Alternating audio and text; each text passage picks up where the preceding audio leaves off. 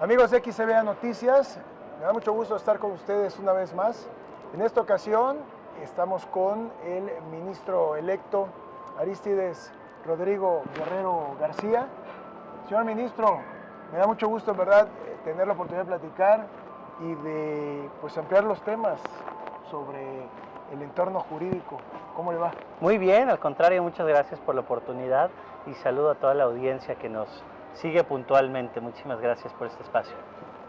Arístides Rodrigo Guerrero García, desde luego que llamó fuertemente la atención cuando inició este proceso electoral dentro del Poder Judicial, porque fue una campaña muy innovadora, una campaña que no se esperaba a nadie por cómo se estila siempre mantenerse dentro de los estándares del Poder Judicial, seriedad, acartonamiento. Y el ministro, hoy ministro, buscó la manera de hacer una campaña diferente. ¿Cómo fue esto? ¿A quién se le ocurrió? Sí, a ver, vamos a primero definir muy claramente cuáles eran los parámetros y cuáles eran las reglas de las campañas electorales dentro de este proceso inédito del Poder Judicial. Número uno, no contamos en ningún momento con financiamiento público. Número dos, no contamos en toda la campaña con espacios en radio y televisión. Número tres, la prohibición estricta del Instituto Nacional Electoral de lograr pautar en las diferentes redes sociales. Hay que decirlo también, una campaña de 60 días, una campaña nacional y en la que tuvimos que hacer uso de la creatividad y, como bien lo dices, de la disrupción, romper también con ese molde del juzgador o juzgadora del cual estamos acostumbrados, un molde muy acartonado, y también transmitir un mensaje de cercanía, de frescura, pero también de acercamiento hacia la propia sociedad, y es ahí donde surge esta famosa campaña que se hizo viral en las redes sociales y que yo siempre lo he dicho, parte de una metodología que utilizo yo en la universidad, a la cual le llamo pedagogía a través de la analogía. Y bien aplicada, Arístides Rodrigo Guerrero García, hoy ministro electo. Pues no solamente es el del spot del ministro Chicharrón, que está más preparado que un chicharrón, porque así lo decía en sus spots, sino que es un abogado preparado con maestría, con doctorado, con cursos, con experiencia dentro del servicio público, el Tribunal Electoral. Estamos hablando también del Instituto de Protección de Datos Personales, también desde luego dentro del ámbito jurídico, y eso desde luego que es importante que la gente lo sepa, ¿no? Claro, de hecho parte de la estrategia se pensó precisamente en ello. Cuando estábamos diseñando precisamente la propaganda con la que íbamos a salir, pues inicialmente decíamos, a ver, ¿cómo comunicamos de manera cómica e incluso que pueda llegar a la gente esta idea de preparación? De señalar que cuento con licenciatura en Derecho, especialidad, 2 maestrías, doctorado y una constante actualización. Y pensábamos decirlo sí de manera tal vez muy acartonada, pero luego dijimos, no, vamos a aventarnos, vamos a ser disruptivos, vamos a atrevernos, y recordamos mucho que se utilizaba de manera se utiliza a veces tratando de atacar a alguien diciendo, hasta un chicharrón está más preparado que fulano o sutano. Vamos a darle la vuelta, vamos a utilizarlo de manera diferente y vamos a lograr que esto se viralice para lograr lanzar el primer momento. Hay que decirlo también, en estrategia político-electoral y dentro de la propia metodología que planteamos desde el inicio, pensamos en 4 etapas. Etapa número 1 es la del posicionamiento del candidato, que fue el famoso más preparado que un chicharrón, viralizar el video, posicionar un nombre ajeno, porque hay que decirlo, no estaba yo dentro de una actividad política, sí pública, como comisionado presidente del Info de la Ciudad de México. Segunda etapa de la campaña fue una etapa en la que empezamos a hablar de la trayectoria, del perfil. Sí, un perfil académico, profesor en la Facultad de Derecho, pero también un padre de familia, empezó a grabar videos con la familia, empezamos también a buscar de qué manera se iban mostrando esas actividades que se realizaron en pro de la transparencia en la Ciudad de México. Tercero, propuestas. Y empezamos durante esta tercera etapa a hablar del ecosistema digital, del Poder Judicial, del Spotify de la justicia, que también fue una analogía, de las sesiones itinerantes o sesiones in situ, es decir, sesiones en los diferentes estados de la República. Por cierto, nos va a encantar estar en algún momento en Tabasco, va a ser maravilloso. Y la cuarta etapa fue el llamado al voto. Fue una metodología muy pensada, muy estratégica y que sin duda nos llevó al éxito. Importante también decirle a la gente que pues llega al Pleno de la Suprema Corte de Justicia de la Nación un abogado joven, con experiencia sin duda alguna, con toda la preparación académica, 41 años. Quizá Arístides Rodrigo Guerrero García es el ministro que integrará el Pleno más joven de la historia del Poder Judicial. ¿Eso qué representa? Aparte, son 3,5 millones de votos que se obtuvieron en la elección. ¿Qué implica eso para el ministro Guerrero?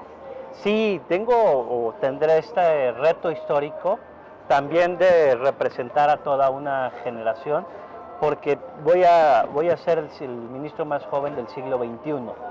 Y si bien ya no puedo catalogarme de acuerdo a la ONU como una persona joven, sí soy un adulto joven disruptivo que tiene el objetivo de impulsar nuevas tecnologías, llevarlas a la Suprema Corte de Justicia de la Nación, utilizar un lenguaje más sencillo, comunicar de mejor manera, pero sin duda también un acercamiento con las juventudes. Eso va a ser fundamental. Derivado de ello es esta famosa propuesta de lograr llevar a cabo sesiones itinerantes o sesiones in situ. Imagínate que podemos tener una sesión de la Corte en una universidad y tener ese acercamiento con las y los jóvenes y mostrar qué es y cuáles son las funciones del Tribunal Constitucional Mexicano. ¿Cómo hacerle saber a la juventud, a los abogados de muchos años, esta nueva dinámica?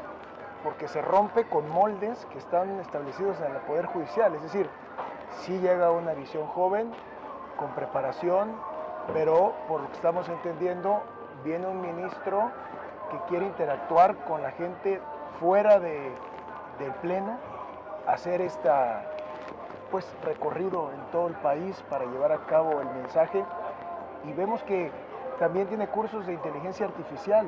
¿Quiere introducir esto en el Poder Judicial? Sí, sin duda la inteligencia artificial, lo he dicho de manera muy constante, es una herramienta que llegó para quedarse. ¿Le parece Hay si que asumirlo? Regresando a la pausa, hablamos de esto? Me parece perfecto. Platicamos con el ministro Arístides Rodrigo Guerrero García. Ya lo escuchó, lo está viendo. Vamos a hablar de la inteligencia artificial y lo que él quiere hacer en el Poder Judicial, abrazando estas nuevas tecnologías. Regresamos. Seguimos platicando con el ministro Arístides Rodrigo Guerrero García. Usted escuchaba hace un momento el tema de la inteligencia artificial y todo lo que tiene que ver con estas nuevas tecnologías, de las cuales hizo uso en campaña y obviamente las quiere llevar ahora a la práctica ya en funciones como ministro de la Suprema Corte. Pensar en la inteligencia artificial, pensar en las nuevas redacciones de sentencias, pensar en la digitalización, pues forma parte de la globalización, de lo que hoy en día la misma sociedad exige. Así quiere conectar no solamente con los jóvenes, sino también con los abogados del país. Sí, definitivamente, yo lo he dicho siempre. La inteligencia artificial es una herramienta complementaria, ojo, complementaria y que llegó para quedarse. De hecho, hay diversos autores que señalan que si bien la inteligencia artificial nunca va a sustituir al ser humano, aquellos seres humanos profesionistas que sepan utilizar la inteligencia artificial sí van a tener una ventaja competitiva con respecto a aquellos que no la sepan utilizar. La inteligencia artificial no puede redactar una sentencia, de eso estoy convencido. La inteligencia artificial no puede darte una consulta médica seria. La inteligencia artificial no te va a producir un plano exacto que permita construir una casa, pero las herramientas que hagan uso de la inteligencia artificial, sin duda van a agilizar el tiempo de manera contundente. Lo dejo muy claro porque mi aspiración no es que el ChatGPT redacte una sentencia. Mi aspiración es que un secretario de estudio y cuenta siga siendo el que estudie el fondo de una sentencia, pero utilizando inteligencia artificial en la búsqueda de precedentes, para de esta manera lograr homologar la calidad de la sentencia y lograr una sentencia con una menor posibilidad más bien de no tomar o considerar un precedente previo de la propia Suprema Corte de la Justicia de la Nación. La inteligencia artificial como herramienta de control de calidad nos puede permitir y demostrar si un mismo juez, magistrada, ministro, ministra, están siguiendo un criterio uniforme, están resolviendo un caso similar con un criterio similar, o si un mismo juzgador está, como se dice de manera coloquial, dando bandazos, cambiando de criterio constantemente. La inteligencia artificial nos puede servir como una herramienta de control de calidad. ¿Cuál va a ser la característica principal del ministro Guerrero? ¿Por qué se va a caracterizar? Desde luego conocemos estilos, perfiles del Poder Judicial de los que han formado parte del Pleno de Ministros en la Suprema Corte, jueces, magistrados con diferentes características. Pero ¿en qué se va a diferenciar el nuevo ministro o el más joven ministro de la Suprema Corte de los demás? Vamos a arrancar con todo y vamos a, desde el principio, ser proactivos y propositivos. Hablando de inteligencia artificial, estamos proponiendo que tengamos las primeras sentencias que incluyan una portada. Hay que decir que explora modelos ya previos de la propia Corte.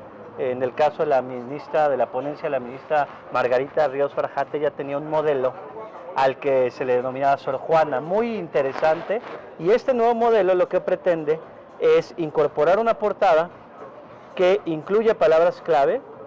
Tú le puedas dar clic a estas palabras clave y te direcciona sentencias con temática similar. O sea, se va a diferenciar de que va a entrar de lleno a la tecnología. De lleno a la va tecnología. A ser la justicia más accesible al pueblo, a la gente. La tecnología para el acercamiento de la justicia. Va a incluir un icono de YouTube para que en el momento en el que cualquier persona quiera, le dé clic al icono de YouTube y te direccione a la sesión donde se discutió esta sentencia. Va a incluir este código QR y este clic para interactuar con la sentencia, retomando ese modelo que, insisto, fue exitoso, denominado Sor Juana, de la ministra Margarita Ríos Farjate. Es decir, ¿qué pretende este nuevo modelo? Pretende tomar aquello que ha funcionado, porque tampoco se trata de destruir y decir nada del pasado ha funcionado, sino retomar aquello que ha funcionado y lograr presentar nuevos modelos que puedan ser de utilidad para comunicar de mejor manera la sentencia y comunicar de mejor manera el derecho. Entonces se va a especializar en la digitalización, como ya lo comentamos, la tecnología, la globalización, y de esta manera va a hacer el clic con las universidades, con los colegios de abogados, con colegios de notarios, colegios en general que tengan que ver con el trabajo jurídico. Principalmente, o más bien pensando en la sociedad en general. Porque nosotros podríamos hablarnos entre abogadas, entre abogados, en un lenguaje estrictamente jurídico y técnico. Lo que comúnmente, y alguna vez me bromeaba una compañera de trabajo, me decía, es que ustedes los abogados no hablan español, ustedes hablan abogañol. Y pareciera que entre más palabras en latín utilizan, más abogados se sienten. Claro, y no se trata de eso. Creo yo que el derecho, y precisamente es un concepto que quisiéramos empezar a posicionar, el derecho a entender el derecho, el cómo comunicamos de mejor manera una sentencia, pero también cómo comunicamos de mejor manera los contenidos de la Constitución. Yo le llamo la pedagogía del constitucionalismo mexicano. ¿Cómo va a ser el comportamiento dentro del Pleno? Es decir, ¿cómo se va a desarrollar junto con sus compañeros y compañeras ministros? El próximo ministro presidente de la Suprema Corte, Hugo Aguilar, ha dicho que no va a utilizar toga. Es decir, que el nuevo Pleno, la nueva Corte va a ser diferente, no van a utilizar la toga, pues van a ser cuestiones diferentes, y estamos viendo ya los recorridos que se están haciendo en todo el país cerca de los indígenas? Lo primero que quiero señalar es que yo me siento profundamente orgulloso de formar parte de la 12ª época de la Suprema Corte de Justicia de la Nación, la cual va a ser integrada y presidida por un ministro de origen indígena. Sin duda, el ministro Hugo Aguilar va a imprimir precisamente y va a acercar la justicia a aquellos sectores que muchos años fueron olvidados, a los pueblos y comunidades indígenas. Y eso me hace sentir profundamente orgulloso, porque definitivamente, si bien mi origen no es indígena, sí tengo una firme convicción en la tutela de derechos y lograr materializar el artículo 2º constitucional. Segundo, la importancia de visibilizar a los pueblos y comunidades indígenas a través de sus usos y costumbres. Recordemos que la reforma del artículo 2º constitucional estableció ya que los pueblos y comunidades indígenas son sujetos de derechos. Y la materialización de este artículo 2º constitucional empieza precisamente por conocer la cosmovisión de los pueblos y comunidades indígenas, pero por generar una convicción de adentrarnos a el propio esquema que se utiliza dentro de las mismas. Y derivado de ello, el portar un traje típico creo que representa también la dignidad y logra visibilizar a los pueblos y comunidades indígenas. Respecto al uso de la toga, es un tema que ya logramos compartir las y los ministros de la Corte, y la mayoría tiene esa idea todavía de mantener la toga, y sin duda yo comparto en esta ocasión lo que pueda señalarse a través de la mayoría en torno a que sigamos utilizando la toga. Yo lo dije desde un principio, en lo personal a mí me es indiferente utilizar o no utilizar la toga, pero si la mayoría decide que mantengamos la toga, la vamos a mantener. El ministro presidente Hugo Aguilar también acompaña, porque creo que podemos ser una corte también de consensos, de tomar decisiones colegiadas, y de cara a la sociedad, pues utilizar la toga creo que se va a mantener, es una decisión que ya hemos tomado. ¿Cómo es la relación que lleva con sus compañeras y compañeros ministros? ¿Ya los conocía, los acaba de conocer? ¿Han platicado con respecto a cómo será el comportamiento de la Suprema Corte de Justicia de la Nación con los demás poderes del Estado, la relación con el Ejecutivo, la Presidenta, y la relación con el presidente del Poder Legislativo, tanto Cámara Alta, Cámara Baja? ¿Cómo será? ¿De diálogo? De diálogo total. En este momento estamos en un momento de unidad, las y los ministros. Podemos en su momento tener criterios diferentes, pero creo yo que ha logrado generarse una muy buena armonía y comunicación. Puedo decir que todos grandes o muy profesionales, las y los ministros, la ministra Yasmín Esquivel, una excelente abogada, pero que además, como presidente en su momento del Tribunal de Justicia Administrativa de la Ciudad de México, logró demostrar esa con la sociedad y esa lucha por los derechos de las personas en situación de vulnerabilidad. La ministra Sara Irene, quien ha encabezado una lucha importante en torno a la defensa de los derechos humanos de las víctimas. El ministro Irving Espinosa Betanzos, con experiencia como magistrado también en el Tribunal de Justicia Administrativa, específicamente en torno al combate a la corrupción. Giovanni Azael, un gran investigador, uno de los mejores constitucionalistas que tiene no solamente este país, sino a nivel latinoamericano, profesor incluso invitado en la Universidad de Bolonia en Italia. Con las y los ministros vamos a tener una excelente relación, y sin duda pues va a ser importante. La ministra Loretta, también académica. En general con todos los ministros y ministras hay una excelente relación. Sin duda con el ministro presidente. Y bueno, el ministro presidente, insisto, me siento profundamente orgulloso de formar parte de una corte que va a estar integrada y presidida por un ministro de origen indígena. Estamos platicando con el ministro Arístide Rodrigo Guerrero García. Volvemos. Estamos platicando con el ministro Arístide Rodrigo Guerrero García. ¿Cómo recibe el ministro, lo tengo que decir, el más joven de la historia del Poder Judicial, la crítica? ¿Cómo tener la piel gruesa ante a veces cuestionamientos que no gustan, ministro, pero bueno, pues tiene que privilegiarse ahí siempre la prudencia, la tolerancia? ¿Cómo lo recibe? Porque seguramente por envidia, por malos comentarios, por la imposibilidad de llegar a una posición tan importante como la que logró en la pasada elección, comentan. ¿Cómo recibe la crítica? ¿Tiene la piel gruesa, sensible, le molesta, las escucha, los lee, ya que es un ministro muy digitalizado? ¿Cómo lo recibe?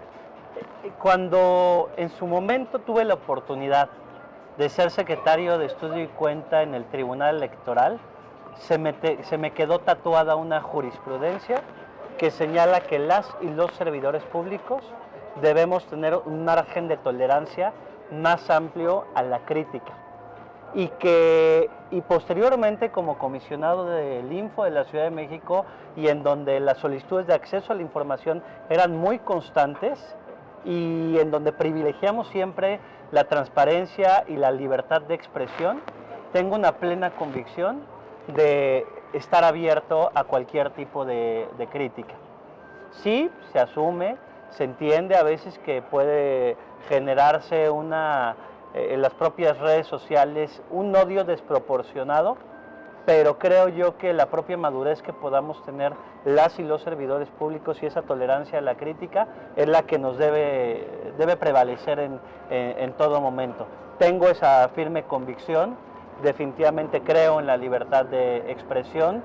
Sí hay comentarios que llegan a ser hirientes, pero ¿Los también ha leído en las redes? Claro que uno lee los comentarios, creo que cada quien tiene esa libertad de hacerlo. A final de cuentas, cuando hay una crítica que puede ser de utilidad, la tomo en cuenta también, hay que señalarlo también. También muy agradecido siempre por todos esos comentarios de ánimo, esos comentarios positivos, esos comentarios que te empujan y te comprometen a ser un mejor mexicano. Tengo esa firme convicción, utilizo las redes sociales. Está pendiente de todo. Y leo en los diferentes comentarios, y sin duda también a través de estos espacios podemos democratizar también la comunicación, que creo que es fundamental. El juzgador, la persona juzgadora, estaba encerrada en las cuatro paredes de su oficina, y hoy el propio modelo de comunicación nos obliga también a estar en las redes sociales y a explicar de mejor manera una sentencia. Es muy importante saber y escuchar desde luego el punto de vista de quien pues va a integrar pleno de la Suprema Corte de Justicia de la Nación, porque vaya que los comentarios lamentablemente molestan, lastiman, pero se aceptan, ¿no? Ahora, se comenta mucho dentro de estos comentarios que derivado de esta elección se le quitó seriedad, se le quitó peso y contrapeso al Poder Judicial con respecto a los otros dos poderes, y que ahora catalogan a quienes forman parte del nuevo pleno de la Corte que tienen afinidad con Morena. Esto, ¿cómo hay que leerlo? ¿Cómo hay que entenderlo? ¿Qué le dice a la gente sobre esto? Sí, no, ustedes harán su trabajo. Hay que entenderlo como una campaña de desprestigio. Es natural en un contexto de polarización, pero también hay que decirlo, el modelo anterior de designación de los ministros de la Suprema Corte de Justicia de la Nación era un modelo en el que el presidente en turno de la República proponía una terna al Senado, y ese Senado decidía a partir de 2/3 partes. Mayoría de su ¿Dónde está esa independencia política de la que tanto se habla y de la que tanto tratan de enaltecer? Definitivamente hoy, como bien lo dijimos al principio, voy a tener la oportunidad de llegar a la Suprema Corte de Justicia de la Nación con alrededor de 3.500.000 votos, poco más, contra poco más de 70 y tantos votos con los que llegaba de manera habitual un ministro de la Corte. Ese es un primer momento, hay que decirlo. El momento en el que llegamos y accedemos a la Suprema Corte de Justicia de la Nación. Pero después llega el momento más importante, en el que va a ser la sentencia a través de la cual vamos a demostrar esa independencia entre los propios poderes, pero en la que vamos a demostrar también ese carácter técnico y ese conocimiento que tenemos. Entonces yo invito a la sociedad en general a que sí nos juzguen, que sean duros con nosotros cuando nos equivoquemos, pero que también nos juzguen a partir de nuestro actuar, de nuestras sentencias, de nuestro desarrollo ya como ministros y ministras de la Corte. Creo que no es válido que se juzgue a un ministro o ministra que todavía ni siquiera ha entrado en funciones. Entonces creo yo que ese va a ser uno de los elementos fundamentales, el que sí nos juzguen, que sí seamos criticados, pero a partir del texto, de nuestra sentencia, de nuestros debates, de nuestra argumentación, no de manera previa. Claro. Y esa es la invitación, y háganlo en los comentarios, ¿eh? Este video que seguramente por el éxito que tienes va a tener muchas visualizaciones. En los comentarios pongan lo que ustedes quieran poner. Hay libertad de expresión y creo yo en esa libertad de expresión. Gracias, ministro. Lo vemos que siempre ha estado muy cerca de la Universidad Nacional Autónoma de México. De hecho, ahí realizó toda su carrera académica, maestría, doctorado. También tiene participación en universidades extranjeras. ¿Va a seguirse acercando a la Universidad Nacional Autónoma de México para poderse asesorar, orientar, emitir sentencias con mayor rigor derivada de la situación actual de este país? ¿Va a seguir cerca de la universidad o va a acudir únicamente con los ministros de la Corte? Llevo más de la mitad de mi vida siendo universitario. En el año 2000 ingresé a la preparatoria número 6 de la UNAM y posteriormente realicé mis estudios de licenciatura, de especialidad, de maestría, de doctorado y llevo alrededor de 11 años impartiendo clases en la UNAM. Claro que quiero seguir en mi universidad. Claro que creo mucho en ese espíritu universitario y definitivamente también creo en que puede ser o podré ser en la Corte un semillero de nuevas y nuevos abogados que deseen integrarse a este Poder Judicial, que insisto va a ser un Poder Judicial abierto. A quienes estén siguiendo este programa, les invito a que nos visiten en la Corte cuando así lo deseen. Tengan esta visita guiada, conozcan la Corte. La Corte es de todas y todos los mexicanos, no es solamente de unos cuantos. Será un ministro, sin duda alguna, itinerante, abordará temas como el aborto, como la aceptación, desde luego, de los grupos LGBT, todo eso están abiertos, desde luego, a escuchar todas las voces, ¿no? Y creo yo en el reconocimiento de derechos.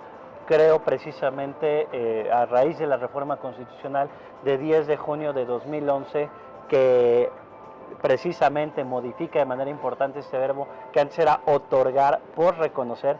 Creo yo en ese reconocimiento de los derechos humanos, creo en la diversidad, creo en la comunidad LGBTIQ+, y en la ampliación del propio catálogo y el reconocimiento de derechos que se pueda tener. Creo en el derecho que tienen las mujeres a decidir sobre su propio cuerpo y bueno, van a ser temas que sin duda van a estar sobre la mesa, pero quiero anticipar que voy a ser un ministro cercano a los grupos en situación de vulnerabilidad. Y para finalizar, Arístides Rodrigo Guerrero García es padre de familia. Así es. ¿Qué opina la familia? La familia, sin duda, bueno, en el caso concreto tengo el privilegio de tener dos maravillosos hijos. Estoy trabajando siempre constantemente en el propio modelo educativo que podamos tener desde casa. Y esta es una invitación porque he desde hace algunos años emprendido una campaña en contra de las pantallas, porque hay que cuidar a las futuras generaciones de este tipo de herramientas, que son herramientas complementarias. No pueden consumir la mayoría de nuestro tiempo. Pepe Mújica lo decía, acabo de ver una entrevista, de sus últimas entrevistas antes de que falleciera. Él decía, es que aquí hay una universidad, aquí podemos tener una universidad y gran parte del conocimiento universal en los diferentes idiomas. Pero lamentablemente este tipo de dispositivos se utilizan más para el ocio y para mantenerte pegado a él mismo y no para lograr precisamente utilizarla como una herramienta que nos permita ser mejores seres humanos. ¿Qué opina de la ley de telecomunicaciones? ¿Qué representa la comunicación, los medios de comunicación para el ministro Guerrero? Son una herramienta muy potente los medios de comunicación, hay que decirlo, lo encontramos dentro del artículo 6º apartado B de la Constitución, y respecto a alguna opinión que yo pueda tener, siempre las evito, en la medida en la que puede llegar un asunto a la Corte vía acción de inconstitucionalidad, y precisamente estaría vulnerando uno de las garantías judiciales al pronunciarme de manera previa, vía opinión respecto de alguna temática en específico. Y para terminar, quiero hacer un juego de palabras. Lo primero que se le venga a la mente al ministro, ya no lo responde, sea bocajarro, sin pensar mucho. Bocajarro. Eso. Benito Juárez. Un gran presidente. Entre los individuos como entre las naciones, el respeto al derecho ajeno es la paz. Poder Judicial. Transformación. Andrés Manuel López Obrador. Un gran presidente. Claudia Sheinbaum. Una gran presidenta, la primera presidenta mexicana. Norma Piña. Norma Piña se equivocó. Hugo Aguilar. Gran presidente, va a ser un muy buen presidente de la Corte. México. Mi corazón, mi pasión. Familia. También dentro de mi corazón y una plena convicción. Aborto. Va a ser un tema que vamos a abordar, creo en la despenalización del aborto. Digitalización. Necesaria definitivamente hoy en este siglo XXI. Cercanía con el pueblo. Muy, muy, muy importante tenerla, mantenerla, no solamente en campaña, sino en el propio desarrollo que tengamos como ministros y ministros de la Corte. Prometo regresar a Tabasco, ya estuve ahí, así como a todos los estados de la República. Ministro Chicharrón. Un mote que sin duda hay que tomarlo con humor y hay que asumirlo de esta manera también, con mucho humor, y la verdad es que muy buenos los memes que me han hecho. Aristides Rodrigo Guerrero García. Muchas gracias por la oportunidad y bueno, sin duda pues tendrán a un ministro cercano a la sociedad. Pues muchas gracias por la entrevista, por el tiempo. Pues ya ustedes lo vieron, lo escucharon. Un ministro joven, pero un ministro preparado, un ministro que quiera hacer cosas diferentes dentro del Poder Judicial. Algo, desde luego, que importa, influye mucho, como es la tecnología, la digitalización, abrazar a la juventud con estas tecnologías para que conozcan las sentencias, las nuevas redacciones y el nuevo estilo y la nueva visión que quiere implementar durante su encargo el ministro más joven de la historia del Poder Judicial. Muchas gracias a todos ustedes, ministro, nuevamente muchas gracias, al contrario. Y bueno, pues les saludamos, gracias por sintonizarnos. XCBA Noticias, primera emisión. Soy Gerardo López Conde. Adiós. Conish. Les dejamos en comentarios mis redes sociales. Ya escucharon. ¿Cuál red social? Aristides Rodrigo, Facebook, Instagram, X y TikTok. Lo pueden buscar y pueden interactuar con el ministro. Claro, así siempre de puertas abiertas. Bueno, ya digo que próximamente va a Tabasco. Próximamente a Tabasco. Que Tabasco es un Edén. A Tabasco, que es un Edén. Gracias, ministro. No, al contrario, muchas gracias. Hasta luego.